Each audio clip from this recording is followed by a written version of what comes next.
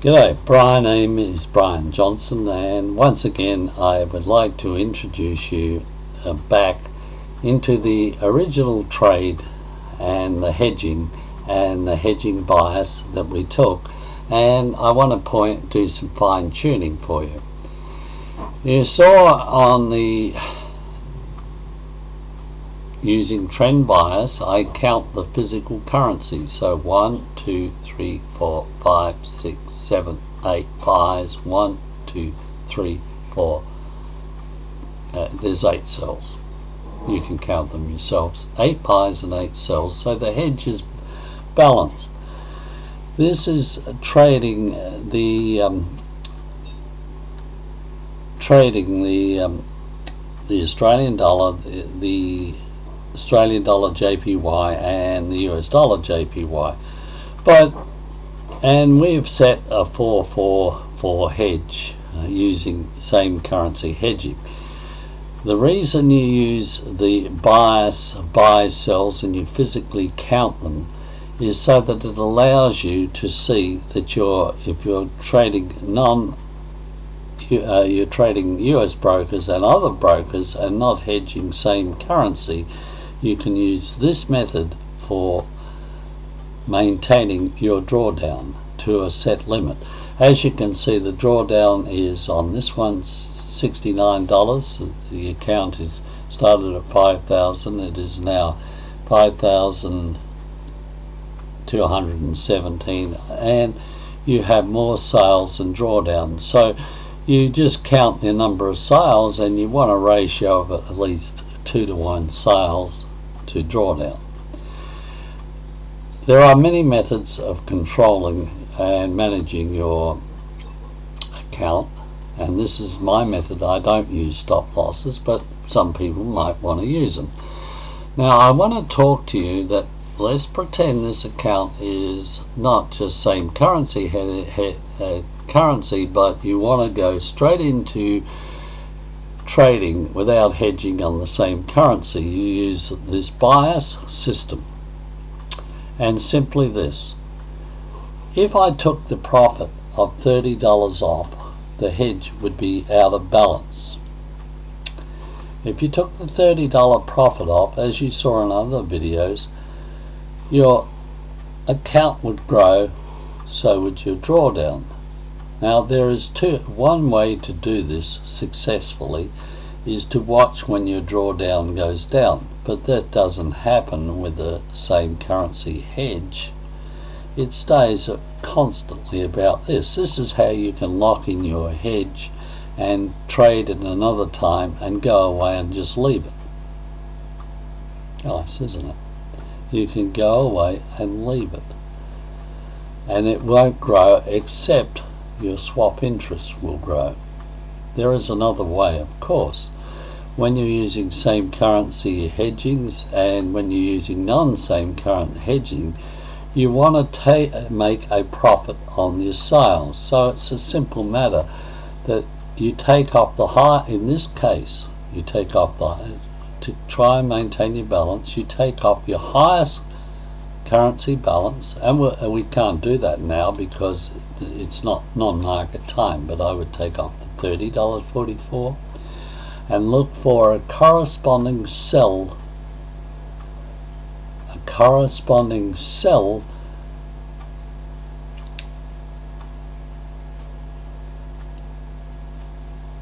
that's profit is lower, and in this case we can't. So you always have to find a currency. When you're taking a profit, you've got to look at taking off, we'll do it properly, sorting. So we have a $30 sell, and we look up into our loss, and what is our smallest loss is a 28. So this one and this one we take off. Can you see why? Because when you take off the highest profit and the lowest loss, you're effectively making a $2 profit. So your drawdown goes down and your sales go up $2. So we look at the next one, $30.44 and $28.64. We liquidate both those positions and your drawdown will drop down another $2 roughly, just under. But this way you control your drawdown. If you want to reduce your amount of positions on, you have to find the a profit that is higher than your lowest loss. Do you see that? By taking this profit off, your profit goes up $30, and you take off the lowest one, so the net effect of that trade is a $2 profit only, but your actual amount of positions in your hedge has dropped 2 positions, and here it's dropped 4. So if you want to reduce the amount of positions on drawdown, you always have to find, and this is quite contrary to some of the other things I've said because it's a different style of trading, you've got to find the highest profit and the lowest loss, and you can only take that trade when you have a profit higher than your lowest loss. You must then take that profit and take that loss off. You reduce your positions. That seems to me very logical, but of course many people say, alright, I'll take that profit off, $30, and what's the net effect is your sales grow and your drawdown grows. That's okay if you want to try and control your drawdown to say a 7 or 8 or a higher percentage. You can do that. But if you want to reduce your amount of positions on and reduce your drawdown and increase your sales, you can only take off your highest profit and find a loss that is lower than your profit. That way you're reducing your drawdown and increasing your sales and reducing the number of positions on. A very subtle point, but I think you have to think about it. I'll repeat again, once you take off the $30 profit, your sales increase and so does your drawdown. But when you look at the highest profit and there is a loss lower, that is the time you can take that profit, which reduces your drawdown and increases your sales. Very subtle difference, but when one is faced with and he wants to reduce the amount of positions on, make a small profit and reduce his drawdown, he increases his sales. Okay, that's simply that. The other thing we'll quickly talk about is the trade that was shown, and I'll do it just for an example now. And it was shown on Bryjon's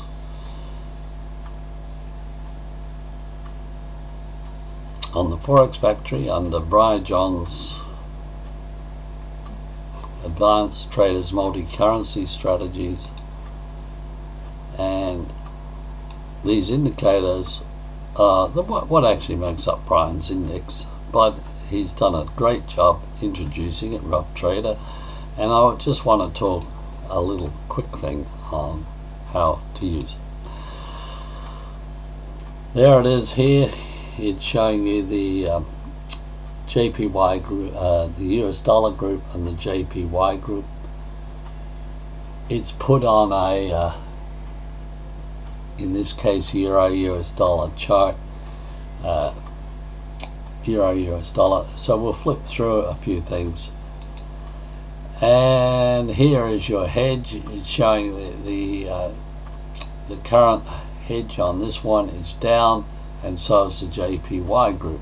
Both are in minus. So when you're trading this trade, you want this to go +3, and you want to make sure that your US dollar group is basically going up and the JPY group is going down. When you put a hedge on the 3 hedges that are here, you can put 1 hedge on when the sales are going up and the JPY is going down. So ideally that this will go +5 and the JPY group will stay down low. On this chart you can also look at which is the overall 8, how they're going. You can expand that, of course, and look at it individually, and you can see which one is going down, and they all seem to go down. You need a little uptick on those to be going up. And here is the euro US dollar. It's still going up. If it starts to click down, of course you won't be putting those on. There's a potential to go up there,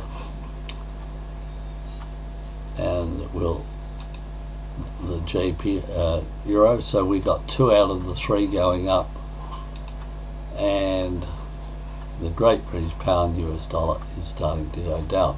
Ideally, if that just ticked up a fraction, you'd be in like a flint. Okay, that's all for now, but just reiterating: controlling drawdown, managing sales,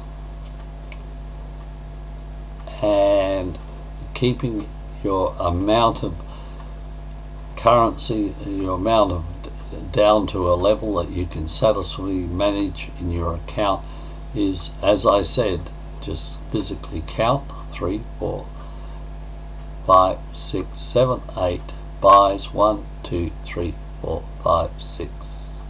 1, 2, 4, 5, 6, 7, 8 sells. Correct. The drawdown will always stay at that range. You can decide. You noticed on the previous video using exactly this, you noticed straight away how I made a sale by putting 1 on bias, and it was, you can simply look at here on your highest profit level. These are the currencies that are going, sells are the strongest at this stage, and you can base your trades on those. So you could do a single trade which would put you out of balance, and as you saw, I made a profit on that, which increased in this case the sales and did not affect the drawdown. Bye for now from Brian. God bless.